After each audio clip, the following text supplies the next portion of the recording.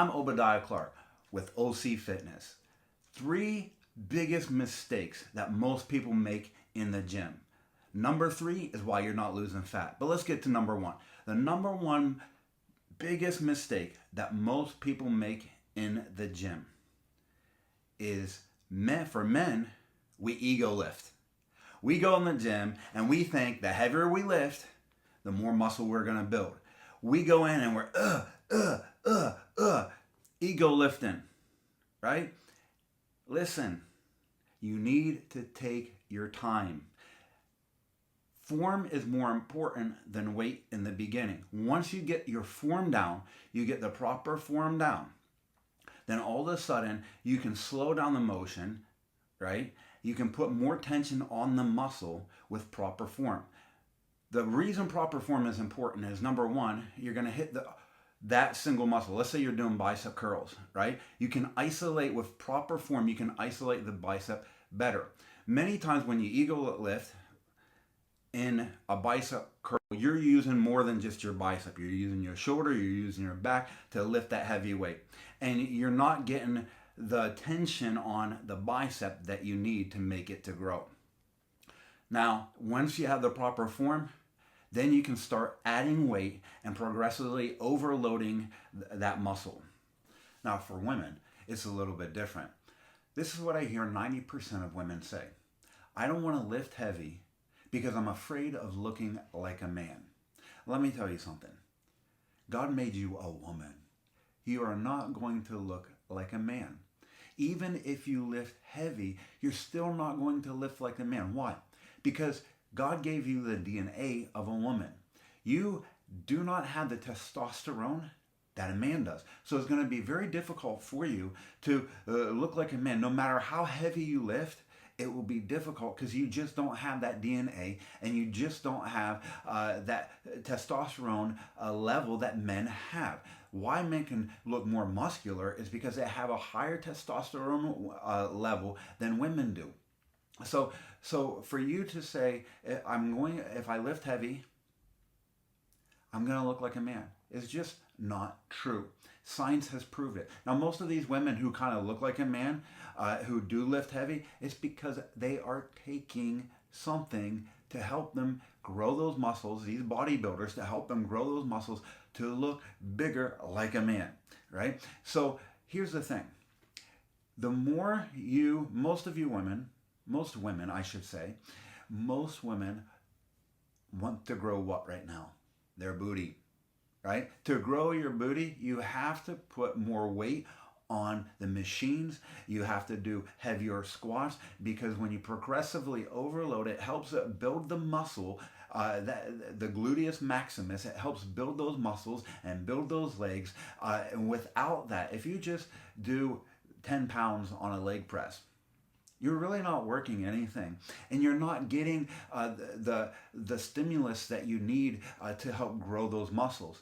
So a lot of times I've seen with different clients, they don't want to continuously grow or put more weight on. They get comfortable with a certain weight and they don't want to add more weight. Well, your body adapts, right? So once your body adapts to that weight and that rep range, your muscles aren't growing anymore. You're actually not doing very much to your muscles. So you actually have to add weight to make your muscle grow. It's called progressive overload. And this is very key for everyone, women, men, to grow muscles. And this is one of the biggest mistakes that women make, is they don't want to progressively overload the muscle so that they can work the muscle to get tone, to look better, to get that shape on the booty that they want. And this is why they're not getting, because they're afraid to look like a man. And it's just not going to happen. God did not create you women to look like us. And thank God for that. Number two, the number two mistake is this: consistency and persistence. Most of us, when we go to the gym, right? What happens is this: we go and we start. It might be that New Year's resolution, right? And you say for your New Year's resolution, you're gonna get healthy. You're gonna start working out. So you go for the first month, and you don't see the progress that you want to see. So then you fade off. and you stop going to the gym. Or you might go for 3 months and you're still not seeing exactly what you want to see. Well, there's many reasons you might not be seeing it, right? And we're going to talk about that in a second. But here is one of the things. Most people that you're looking to look like, it's not just in 3 months they did it. It's not just in a month they got their body looking that way.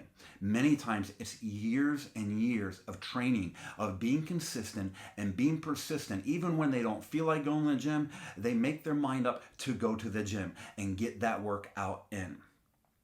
Here's the thing.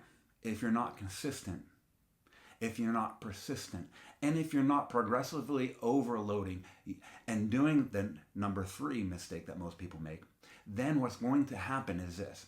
You're not going to see the results. The other problem with this is this. Some people are consistent, but they have no plan. When you have no plan, you plan to fail. Failing to plan is planning to fail. So that's just an extra added on tip. But being consistent, being persistent, and understanding that everybody's body type is different. You might be looking at somebody who has a different body type like me.